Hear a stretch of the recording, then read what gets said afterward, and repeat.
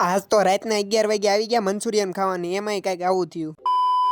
જય માતાજી બધા મિત્રોને. તો જમીન કારવીને થઈ ગયો છું નવરો, અને આજ તો કેટલાય દિવસ પછી જવાનું છે ભાઈબંધો પાસે બેહવા. તો આવી ગયો છું આપણી જગ્યાએ, ને જોઈ લ્યો આ બધા નમૂનાઓને. કેટલાય દિવસ તમે વ્લોગમાં નહીં જોયા હોય. એમાંય ધાર્મિક તો ભાવનગર થી આજ જ આવ્યો, એટલે ફૂલ એટીકેટીમાં. કાનો કહે કે આપણે તો ઘરે વર્કઆઉટ શરૂ કર્યું ને એની બોડી બતાવવા માંડ્યો. રસ્તામાં હામો મળે તો થોડાક આગા હાલજો, નગર તમને ઉલાળતો જશે. મસ્ત જોક મારા રે, યા હસ રે હલકટ હસ.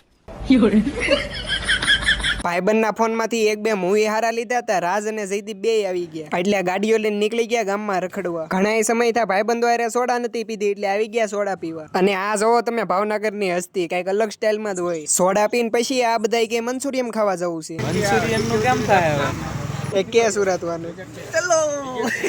ઘરેથી હજી જમીન જ આવ્યા હતા, તોય ભાઈબંધોએ કીધું એટલે આવી ગયા બધા મંચુરિયન ખાવા. ઘડિયાળમાં ટાઈમ જોયો તો રાતના 11 વાગી ગયા. તોય આ બધા કે આવ્યા છે એ તો મંચુરિયન ખાઈને જ જવાય ને. એટલે પછી આ ભાઈએ રાતના 11 વાગે બનાવી નાખ્યું મંચુરિયન, અને એ તે આગના ભડાકા કરે હો. પણ રાજ કે લાવો તો હું ટ્રાય કરું, આવું તો આપણને બહુ ફાવે હો. રાતના 11 વાગે આવી ગયું છે મંચુરિયન ને. તમારે ખાવું હોય તો આવી જાવ, બાકી અમે તો બાકાજી કી બોલાવી દઈએ. જયદીપે તો મંચુરિયન ખાધું, પણ હારો હાર એના શર્ટ ને થોડુંક ખવડાવી દીધું.